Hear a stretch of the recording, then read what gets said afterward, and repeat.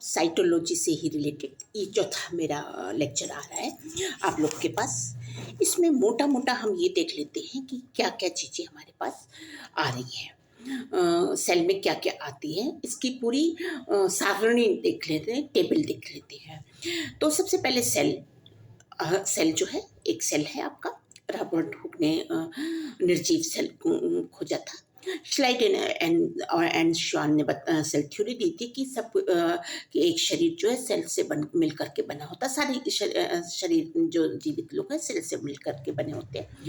अब इस सेल में क्या क्या पाया जाता है? 3 भाग, प्रोटोप्लाज्म, सेल वॉल और वैक्यूल्स। अब उसमें भी जो प्रोटोप्लाज्म है उसमें न्यूक्लियस और साइटोप्लाज्म 2 चीज़ें पाई जाती हैं, प्रोटोप्लाज्म और न्यूक्लियस और साइटोप्लाज्म। अब इस न्यूक्लियस में भी क्या क्या पाया जाता है? जो न्यूक्लियस बीच में होता है, सेल होती है, सेल के बीच में न्यूक्लियस होता है, और इसमें क्या क्या पाया जाता है? तो इसमें है आपके न्यूक्लियस में nuclear membrane, nucleoplasm, chromatin network और न्यूक्लियोलस। इसको हिंदी में भी समझ ले, केंद्रक कला, न्यूक्लियस वॉल, न्यूक्लियोप्लाज्म यानी कि केंद्रक द्रव्य, क्रोमेटिन नेटवर्क या क्रोमेटिन जाल कहते हैं इसको, और न्यूक्लियोलस यानी कि ग्रंथिका। ये तो न्यूक्लियस का पार्ट हो गया। साइटोप्लाज्म में क्या पाया जाता है? साइटोप्लाज्म में पाया जाता है मिडिल पोर्शन ऑफ साइटोप्लाज्म, है ना, इन बिटवीन टू मेम्ब्रेन के बीच में मिडिल पोर्शन ऑफ साइटोप्लाज्म। और दूसरा पार्ट क्या है? साइटोप्लाज्मिक मेम्ब्रेन्स, कोशाद्रव्य कला, है ना। अब इसमें भी आगे जो देख लेंगे मिडिल पोर्शन ऑफ साइटोप्लाज्म या मध्य इन बिटवीन टू मेम्ब्रेन। ये अक्सर ये पूछा जाता है, तो इसको ध्यान रखिएगा, इन बिटवीन टू मेम्ब्रेन्स, वो आगे बता रहे हैं। अब इसके क्या क्या पार्ट हैं? इसके भी 2 पार्ट हैं। एक मेटाबॉलिक एक्टिविटीज करने वाले पार्टिकल्स या उसके पार्ट्स, है ना, किस चीज के? मिडिल पोर्शन ऑफ साइटोप्लाज्म की। और दूसरा भाग जो है इसका वो है हाइलोप्लाज्म, है ना, हाइलोप्लाज्म या हाइलोप्लाज्म या इसको हिंदी में हम कहेंगे इसको साइटोसोल्स भी कहते हैं या ग्राउंड प्लाज्म भी कहते हैं। साइटोसोल्स, ग्राउंड प्लाज्म या हाइलोप्लाज्म 2 भागों में बांटा जाता है। ये अक्सर पूछा नहीं जाता, लेकिन आप कॉन्सेप्ट अपना क्लियर रखिएगा कि ऐसे होता है। तो मेटाबॉलिक एक्टिविटी, अब जो पोर्शन बता रही हूँ ये ज़्यादा इंपॉर्टेंट है। मेटाबॉलिक एक्टिविटीज करने वाले जो पार्टिकल्स होते हैं वो कौन कौन से हैं, वो पहले भी बता चुकी हूँ। इनको साइटोप्लाज्मिक ऑर्गेनेल्स कहते हैं, कभी कभी पूरा नाम आ जाता है। तो साइटोप्लाज्मिक ऑर्गेनेल्स या मेटाबॉलिक एक्टिविटीज करने वाले particle both are the same. तो साइटोप्लाज्मिक ऑर्गेनेल्स या साइटोप्लाज्मिक ऑर्गेनॉइड्स, है ना, कोशिकांग, ये चीज है। उपापचय में, हिंदी में उपापचय में सक्रिय पदार्थ, ये चीज है। अब ये क्या क्या है? एक प्लास्टिड है, दूसरा माइटोकॉन्ड्रिया है, तीसरा एंडोप्लाज्मिक रेटिकुलम है, चौथा है राइबोसोम्स है, पांचवा है Golgi body, centrosomes, lysosomes, spherosomes, lomasomes and microbodies. इतने सारे आप, और इसमें भी ग्लाइकोसोम्स हैं और पैरऑक्सीसोम्स हैं। इतनी सारी चीज़ें इसमें आ जाती हैं कि इसमें मेटाबॉलिक एक्टिविटी एक्टिव पार्टिकल्स में आ जाती हैं। अब जो प्लास्टिड्स हैं वो उसमें भी 3 भाग पाए जाते हैं, leucoplast, chromoplast and chloroplast. Leucoplast, chromoplast और chromoplast, chloro and chromo and leuco. तो प्लास्टिड में 3 भाग हो जाते हैं, है ना, इस तरीके से। और माइक्रोबॉडीज जो होती हैं उसमें क्या? माइक्रोबॉडीज में ग्लाइसोसोम्स एंड पैरऑक्सीसोम्स, इतने भाग हो जाते हैं।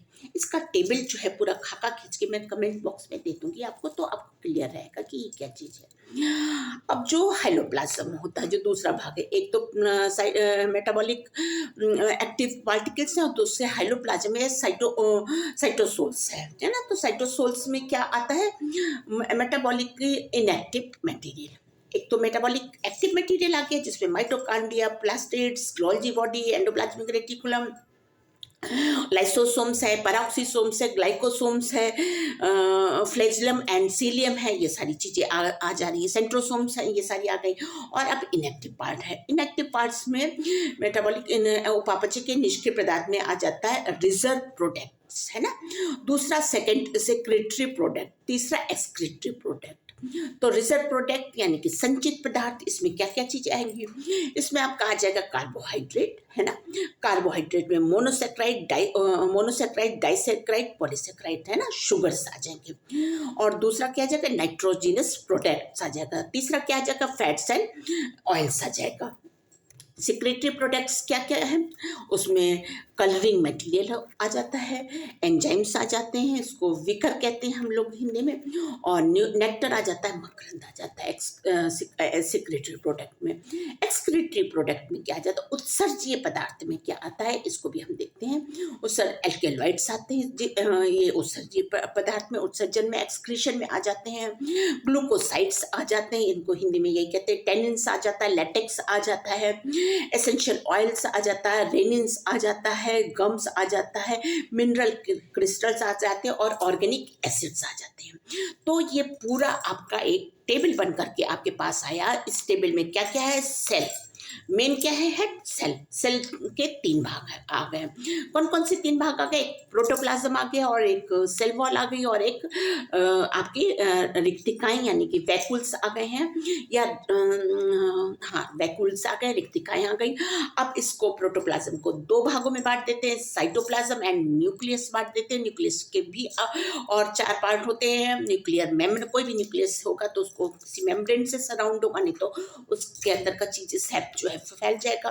तो न्यूक्लियर मेम्ब्रेन होगी, ओबियसली होगी, और न्यूक्लियो उसके अंदर भी एक केंद्रिका होती, तो उसको न्यूक्लियोलस कहते हैं। न्यूक्लियोप्लाज्म भी होगा, और क्रोमेटिक नेटवर्क होता है। क्रोमेटिक नेटवर्क बहुत बड़ा काम करता है, जो कि आगे हम डिस्कस करेंगे इसको कि क्या काम करता है।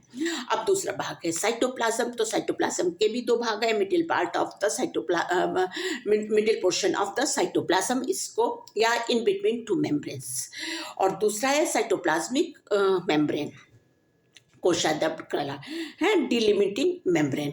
डिलिमिटिंग मेम्ब्रेन ये 2 भागों में बांटी जाती है, ये अभी उसमें नहीं कर गए। या साइटोप्लाज्मिक मेम्ब्रेन ये 2 भागों में बांटी जाती है, किस किस में? Plasma lemma and tonoplast. ये याद रखिएगा,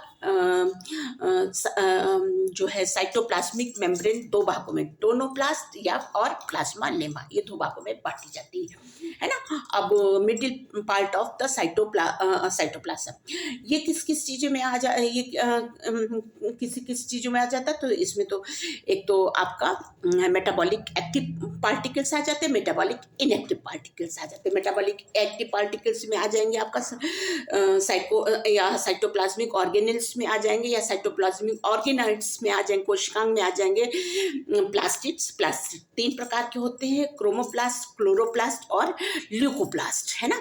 और फिर इस प्लास्टिड के बाद आ जाएगा mitochondria, Golgi body, endoplasmic reticulum आ जाएगा, सेंट्रोसोम्स आ जाएगा, और आपके फ्लैजेलम एंड सीलिया आ जाएंगे, लाइसोसोम्स आ जाएगा, स्फेरोसोम्स आ जाएगा, लोसोसोम्स आ जाएगा, माइक्रोबॉडीज आ जाएगा। माइक्रोबॉडीज को भी 2 भागों में बांटा जाएगा, पैराक्सीसोम्स और ग्लाइकोसोम्स, है ना। तो ये चीजें आ जाएंगी।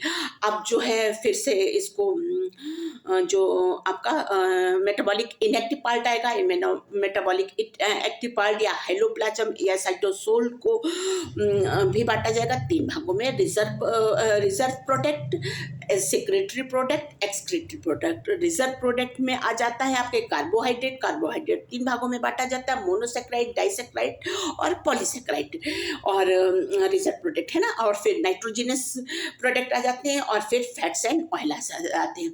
सेक्रेटरी प्रोडक्ट्स में आप क्या आ जाते हैं? नेक्टर आ जाता है, कलरिंग मटेरियल आ जाता है, और एंजाइम्स आ जाते हैं।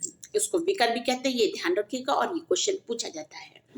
और इसके फिर तीसरा जो पार्ट है वो एक्सक्रीटरी प्रोडक्ट है। एक्सक्रीटरी प्रोडक्ट में एल्केलॉइड आता है, ग्लूकोसाइड्स आता है, टेनिन्स आता है, लेटेक्स आता है, रेजिन्स आता है, इसेंशियल ऑयल्स आता है, गम्स आता है, मिनरल क्रिस्टल्स आते हैं और आपके ऑर्गेनिक एसिड्स आते हैं। तो ये पूरा का पूरा एटिक्लास सेल एटिक्लांस हो गया आपका।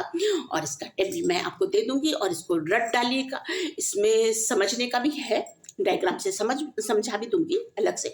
फिलहाल तो इसको, क्योंकि आप लोग नए हैं और 9 से लेकर के 12 तक की मैं पढ़ाई कर रही हूँ, तो आपके जिस भी कोर्स में हो, जिस भी क्लास में हो, आप इसको रट डालिएगा, पूरी टेबल इसको रट डालिएगा। आपके लिए ये बहुत ही आसान हो जाएगी। Thank you. और नेक्स्ट सेल अभी चलेगा। सेल बहुत बड़ा चैप्टर है और बहुत ही आगे जाता है, बहुत सारी चीज़ें इसमें पूछी जाती हैं और वो 1 बाई 1 लेकर के ही चलेंगे, तो आगे और भी पढ़ाते जाएंगे। Thank you. मैं डॉक्टर उमा शर्मा फिर आपसे मिलती हूँ नेक्स्ट एपिसोड में और फिर आपको पढ़ाती हूँ मैं।